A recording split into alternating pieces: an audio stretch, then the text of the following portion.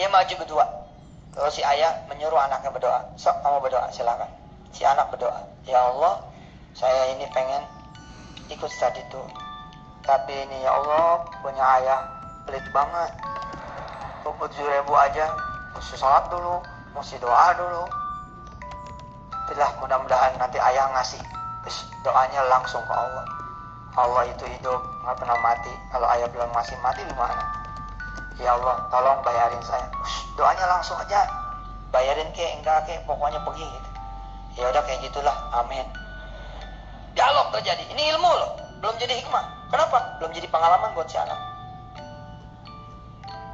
Mati-mati Allah menghadiahkan kesusahan buat negeri ini. Sebenarnya bukan hanya belajar, tapi untuk memetik hikmahnya apa?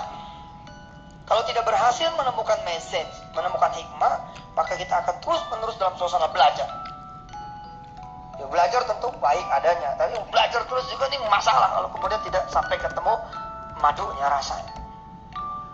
Si anak dibawa lagi sholat isya, dia doa lagi, kemudian dia mikir lagi, anak dibenerin sama ayahnya. Nah, kamu mikirin Allah, jangan mikirin duit, mikirin Allah. Tapi ini harus bayar. Tapi itu kan kata orang, bukan kata Allah. Lihat apa yang Allah bilang, wa huwal aliyyul azim, bukan kata kepala sekolah.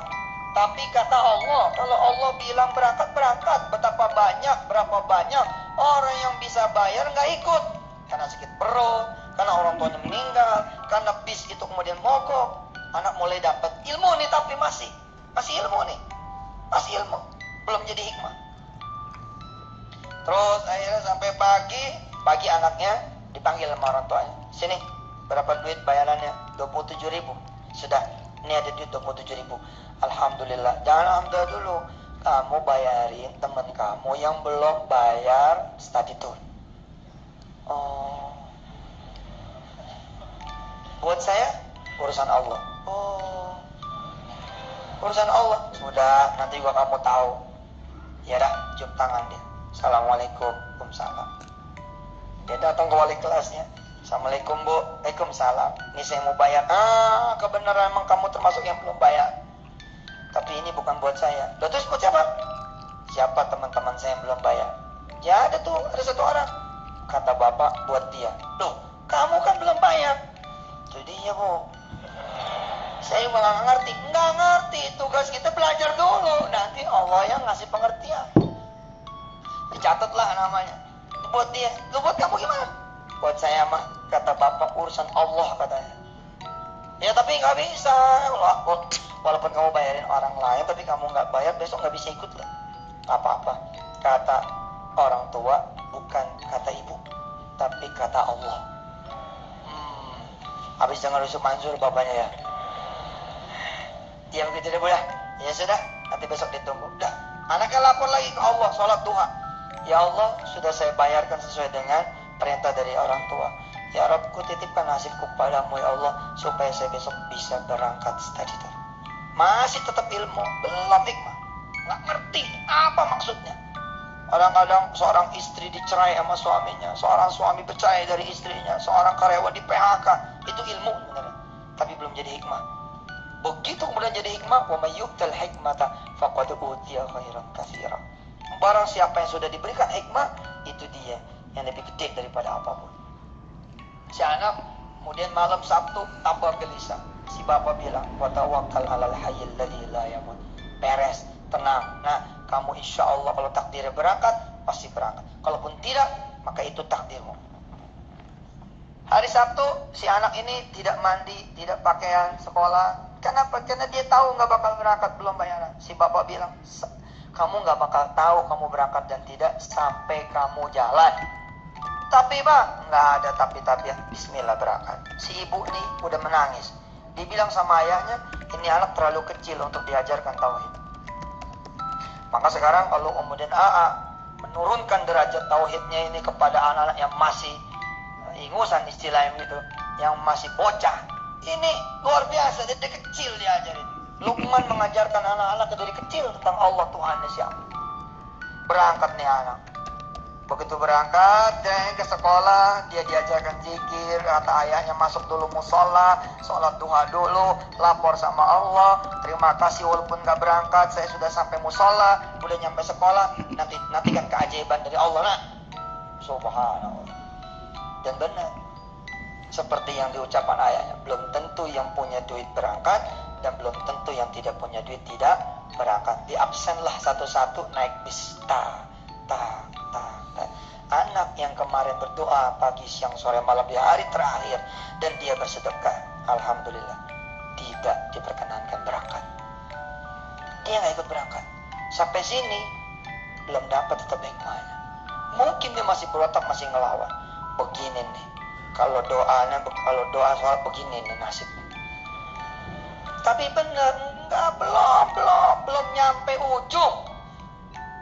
Di saat dia sudah belajar nih ilmu pasrah, kan nyampe nih ilmu pasrah kan, kata bapaknya kalau sampai nggak berangkat itu dia takdirmu nak, kalau berangkat itu juga takdirmu, kalau tidak berangkat ya itu takdirmu. Udah wes pasrah. Menjelang pasrah, satu pintu bus terbuka,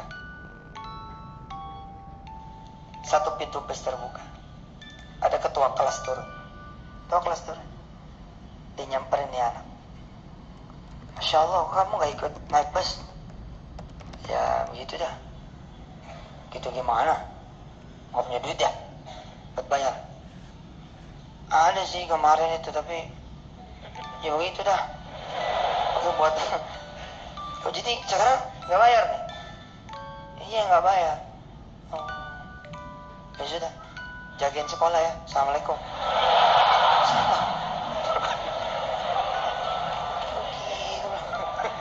Oh nggak ngerti, tuh anak nggak paham. Sakit pak. Ada orang yang ilmunya diantar sama Allah sampai pol, jadi nggak perlu di kasus yang satu. Ada orang yang ilmunya belum sampai pol, barangkali karena Allah kasihan, tapi dia akan tetap melanjutkan perjalanan ilmu di kasus itu. Anak ini sampai pol, luar biasa. Semua orang dada dari mobil, termasuk anak yang dibayarin. Assalamualaikum, duit gue. Dia lapor sama Allah, dia salat doa. Kali itu dia nangis, ya Allah nasibnya begini amat. Kita keluar, datang pertolongan Allah. Masuk mobil Alphard warna hitam ke sekolah. Turun seorang ibu sama anak yang begitu sadar, celangak celinguk ketemu anak ini. Woi, Assalamualaikum. Waalaikumsalam. Boleh jalan ya? Iya, boleh jalan. Kamu nggak ikut? Ya gitu dah. Ketinggalan ya? Sebenarnya sih bukan ketinggalan, saya belum bayar. Oh, bentar ya. Dia ngomong sama ibunya. Kata ibunya, yuk kita susul. Dia bilang, kita susul beliau. Kita susul teman-teman kita. Kita naik mobil. Subhanallah, naik mobil. Apa? Hitam ini? Iya naik. Wah, Akbar. Oh, bismillah. Hikmah, mulai dia datang. Itu dia. Susah untuk dijabarkan seperti apa. Tapi kalau kita menjadi anak itu, subhanallah, buka pintu itu, setek, terbuka sendiri. Dia duduk, ya kan? Ibunya di depan ngomong. Yang enak ya dia duduknya. Iya tante, ceplak. Nangis, anak ini nangis, berlinang air matanya, berlinang. Allah. Temannya bilang, nah lu gak pernah naik Alphard ya? Agak, bapak gua bener, gitu, bapak gua bener. Emang bapak lu ngomong apa? Yang punya duit belum tentu berangkat, yang gak punya duit belum tentu gak berangkat. Yang bayar belum tentu berangkat, yang gak bayar belum tentu kemudian.